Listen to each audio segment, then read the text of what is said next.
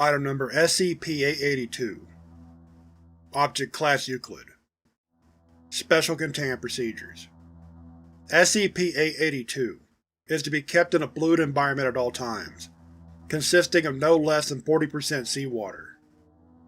Object is to be kept suspended by non-metallic means, currently cotton fiber line, that is to be changed daily. Object is also to be checked daily for any signs of rust flaking. If any part of SCP-882 appears uncoated with rust, it must immediately be immersed in a 100% seawater solution. Water must be taken directly from the ocean. Reduce concentration only when the object is again coated in rust. No metal may be placed in containment area. Only organic materials are allowed in containment area, and any contact with SCP-882 requires the use of thick cotton gloves. Any metal making contact with it is to be heat-severed, melted down, and kept immersed in 100% seawater in a separate area. Any auditory issues reported by staff must be reported immediately, and affected personnel must submit to a full psychological examination and, depending on results, either transfer to another facility or permanent containment at. Description: SCP-882 appears to be a random assembly of gears, cables, pulleys, screws, and belts, all made of an amalgam of various metals. Object size at time of recovery was approximately 87 cubic meters. Current size is approximately 12 cubic meters. SCP-882 rests quickly in seawater. No identifiable energy source has been found, but all components will begin to move if not coated in rust. SCP-882 is completely silent at all times, no matter what level of activity SCP-882 reaches. Any metal touching the object will become permanently affixed to it, and over a period of a few days becomes a new part of the object. Organic matter remains unaffected. SCP-882 is extremely resilient, with tensile strength and toughness above those of aircraft-grade titanium alloy by weight, even though its composition appears to be a random alloy of iron, tin, gold, and other metals, some as of yet unidentified. Extreme focused heat must be applied over several hours to cut even a small portion free of the main assembly. Persons remaining in the vicinity of the object for prolonged periods had developed auditory hallucinations while near the object, mainly the sound of grinding and clicking. The sound intensifies, and is abated only by throwing metal into the object. Subjects in advanced states of psychosis have thrown themselves into the object, resulting in almost instant death by crushing. The body is often drawn in, and impossible to recover. SCP-882 was recovered from a location at the northeast coast of Banks Island. Area was barren of all metal and metallic ore in a 1-mile radius. SCP-882 was found at the geometric center of the area.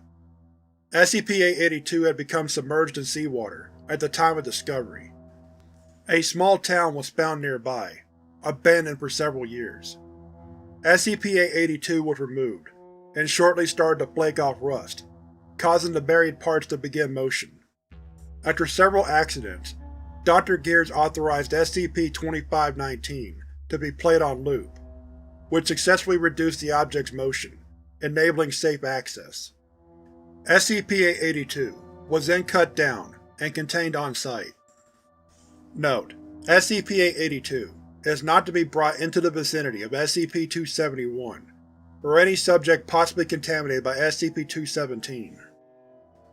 Addendum: Please review Interview 882-1 for further information.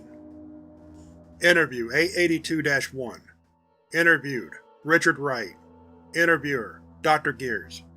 Forward: Richard Wright is identified as a survivor from the small community near the initial recovery location of SCP-882.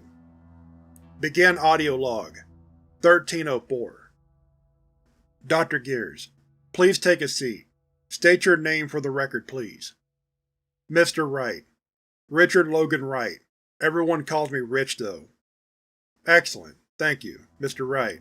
Do you recall the date when you first saw the object in question? God, when was it?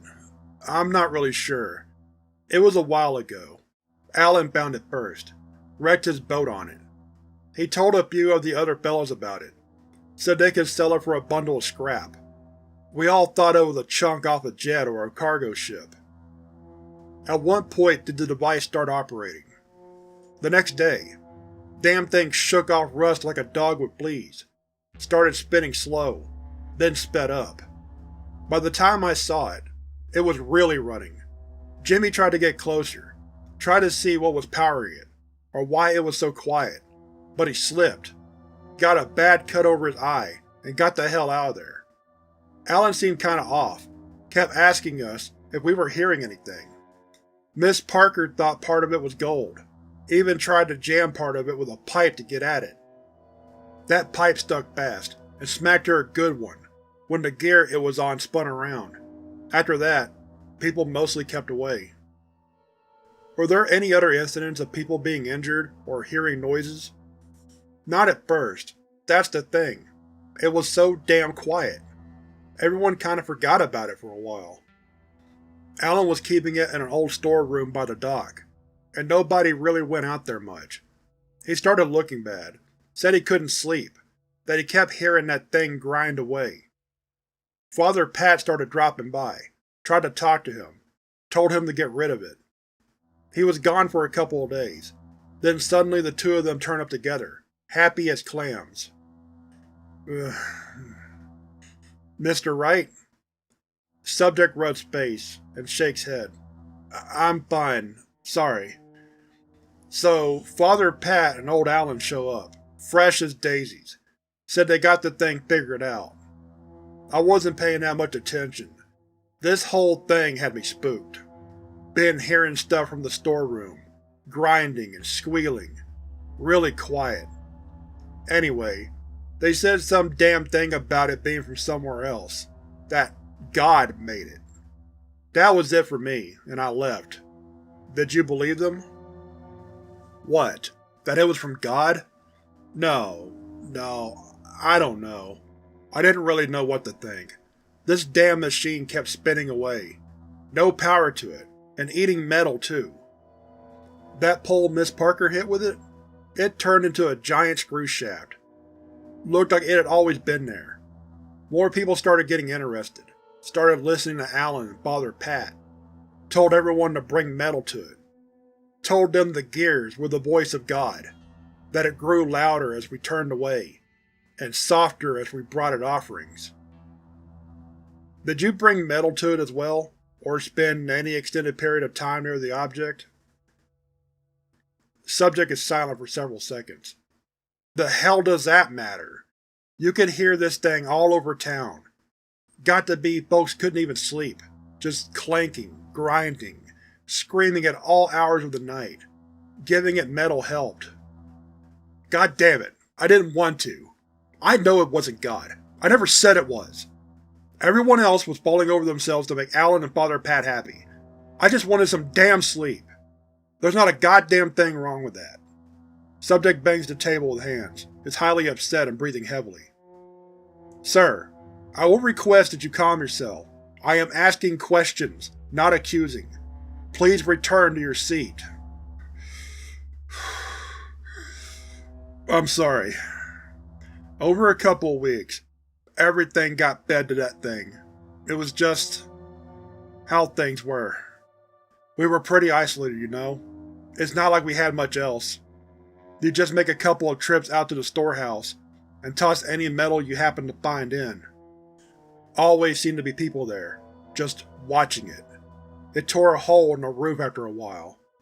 Father Pat started getting strange, telling us it wasn't enough. I think the noise was getting to him. Said it needed something more meaningful. Mr. Wright? Mr. Wright is silent for 48 seconds. I came in one night, because I heard people shouting from the storehouse.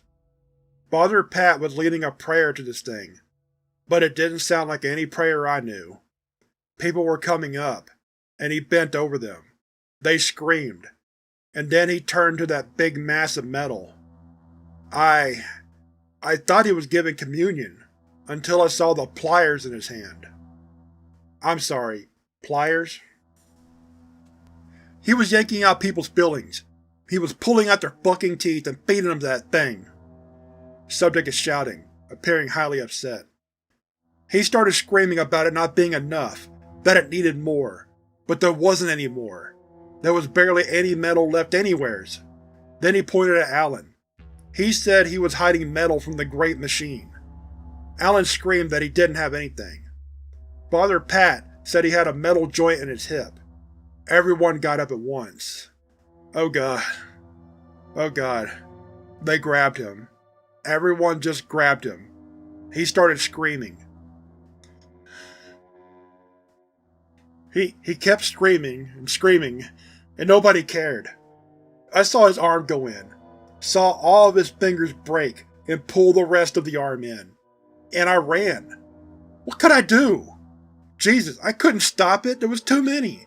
And that thing was screaming, and Alan was screaming, and Father Pat… Subject falls to the floor, sobbing and shouting. This interview is concluded. Thank you, Mr. Wright. Security, please see Mr. Wright out. End log. Closing statement. Mr. Wright attempted suicide, shortly after interview. Subject is currently being held on suicide watch, and for observation.